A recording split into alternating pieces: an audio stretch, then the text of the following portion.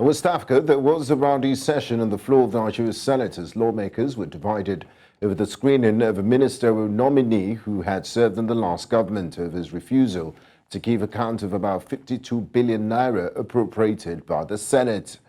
Festus Keyamo, a former Minister of Labour and Productivity, almost had a screening session aborted as lawmakers accused him of disrespecting the Senate, claiming members of the Red Chamber during the night assembly were corrupt. News Central's Amadine Uyi reports. The session was expected to screen the remaining ministerial nominees. When it was time to screen Nigeria's former Minister of State for Labour and Productivity, all hell broke loose as a member of parliament moved a motion calling on the former minister to give explanations on how funds released during his time as minister were spent for public good. Today, we need to find out, Mr. Senate President. Well, nobody is stopping him from being cleared. No. And I'm happy the way the president has sent so many people, great people here. We have questioned them, passed through the screening, wonderful people, and we're ready. As much as they are ready to work with the system, we are ready to clear them. But not on the grounds of putting something on that table, not granting some people fair hearing, because I would like us to grant him fair hearing since he has been running away from it, for people, for Nigerians to know what really happened.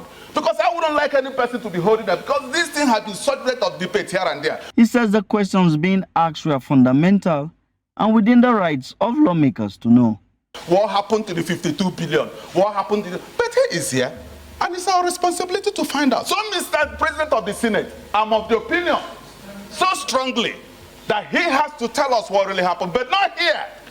We have to keep it down a little bit. We're not saying that we're not going to clear him. We would not like what happened at the last administration, where some people felt that the president was in charge and so many other things were happening out there. We won't take it this time around. I do support that this nominee should be stepped down pending when he decides that the National Assembly has that right to inquire into the workings of a minister and his ministry. This divided the Senate as lawmakers took sides for and against the motion, causing a rowdy scene within the Senate chambers.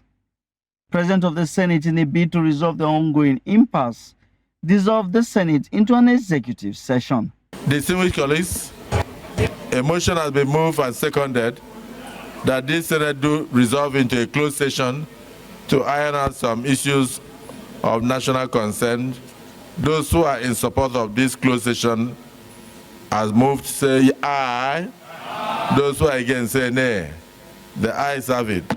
The Senate will now revert to a closed session. The press will leave us, and the nominee will leave us for a while we discuss. After the session, the nominee tendered his apologies to lawmakers and was subsequently asked to take a bow. Let me start with an unreserved apology. My apology is without reservation. It's total apology for the misunderstanding that arose between us in my committee at that time at the night assembly. I apologize without reservation. Total apology.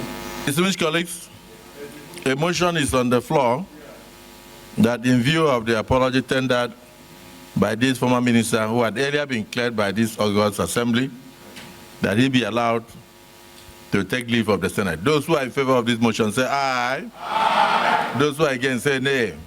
The ayes have it.